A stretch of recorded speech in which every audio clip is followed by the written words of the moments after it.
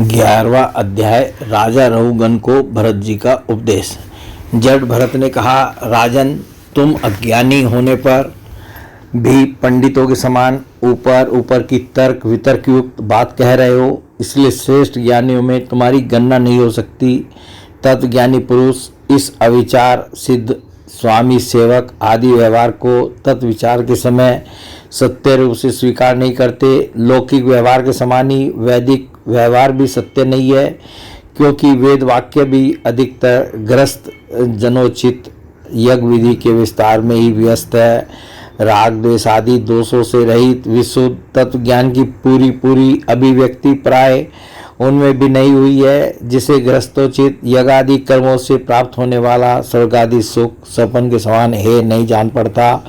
उसे तत्व ज्ञान कराने में साक्षात उपनिषद वाक्य भी समर्थ नहीं है। जब तक मनुष्य का मन सत्व रज अथवा तमोगुण के वशीभूत रहता है, तब तक वह बिना किसी अंकुश के उसकी ज्ञानेंद्रिय और कर्मेंद्रियों से शुभाशुभ कर्म कराता रहता है। यह मन वासना में विषयासक्त गुणों से प्रेरित विकारी और भूत एवं इंद्रिय रूप 16 कलाओं में मुख्य है। यही भिन्न भिन्न नामों से देवता और मनुष्य आदि रूप धारण करके शरीर रूप उपाधियों के भेद से जीव की उत्तमता और अधमता का कारण होता है। यह माया में मन संसार चक्र में चलने वाला है। यही अपनी देह के अभिमानी जीव से मिलकर उसे कालक्रम से प्राप्त हुए सुख दुख और इनसे व्यतिरिक्त मोहरूप अवश्यंभावी फलों की अभिव्यक्ति करता है। जब तक यह मन रहता है, तभी तक जागृत और सपनावस्था का व्यवहार प्रकाशित होकर जीव का दृश्य बनता है। इसलिए पंडित जन मन को ही त्रिगुण में अधम संसार का और गुणातीत परमोत्कृष्ट मोक्ष पद का कारण बताते हैं। विषयासक्त मन जीव को संसार संकट में डाल देता है। विषयहीन होने पर वही उसे शांति में मोक्ष पद प्राप्त करा देता है। जिस प्रकार घी से भीगी हुई बत्ती को खाने वाले दीपक से तो धुएं वाली शिखा निकलती रहती है, और जब घी समाप्त हो जाता है तब वह अपने कारण अग्नि तत्व में लीन हो जाता है। उसी प्रकार विषय और कर्मों में आसक्त हुआ मन तरह तरह की वृत्तियों का आश्रय लिए रहता है, और इनसे मुक्त होने पर वह अपने तत्व में लीन हो जाता है।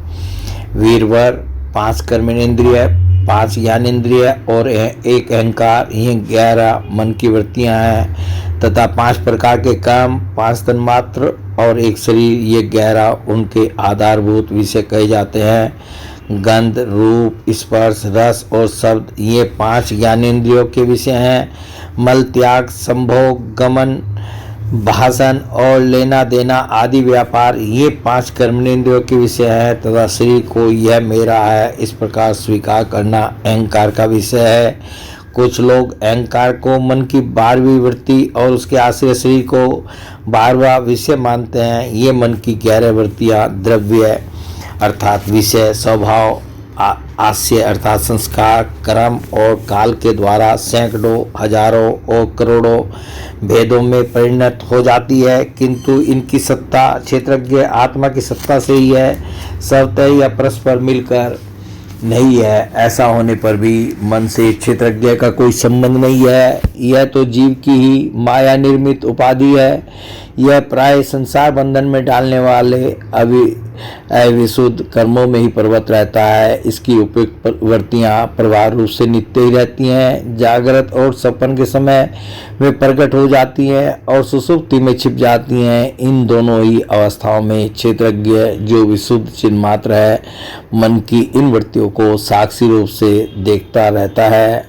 यह क्षेत्रज्ञ परमात्मा सर्वव्यापक जगत का आदि कारण परिपूर्ण अप्रोक्ष स्वयं प्रकाश अजन्मा ब्रह्मादि का भी नियंता और अपने अधीन रहने वाली माया के द्वारा सबके अंतःकरणों में रहकर जीवों को प्रेरित करने वाला समस्त भूतों का आश्रय रूप भगवान वासुदेव है। जिस प्रकार वायु संपूर्ण स्थावर जंगम प्राणियों में प्राण रूप से प्रविष्ट होकर उन्हें प्रेरित करती है, उसी प्रकार वह परमेश्वर भगवान वासुदेव सर्वसाक्षी आत्मस्वरूप में से इस संपूर्ण प्रपंच में ओतप्रोत स्रोत है। राजन, जब तक मनुष्य ज्ञानोदय के द्वारा इस माया का तिरस्कार कर सबकी आसक्ति छोड़कर तथा काम क्रोध आदि 6 शत्रुओं को जीतकर आत्म तत्व को नहीं जान लेता, और जब तक वह आत्मा के उपाधि रूप मन को संसार दुख का क्षेत्र नहीं समझता, तब तक वह इस लोक में यूं ही भटकता रहता है, क्योंकि यह चित्त उसके शोक, मोह, रोग,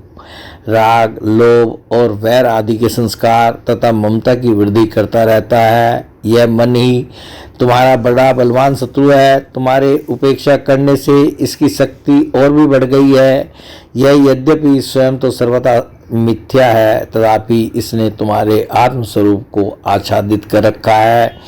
इसलिए तुम सावधान होकर श्री गुरु और श्री हरि के चरणों की उपासना के अस्त्र से इसे मार डालो।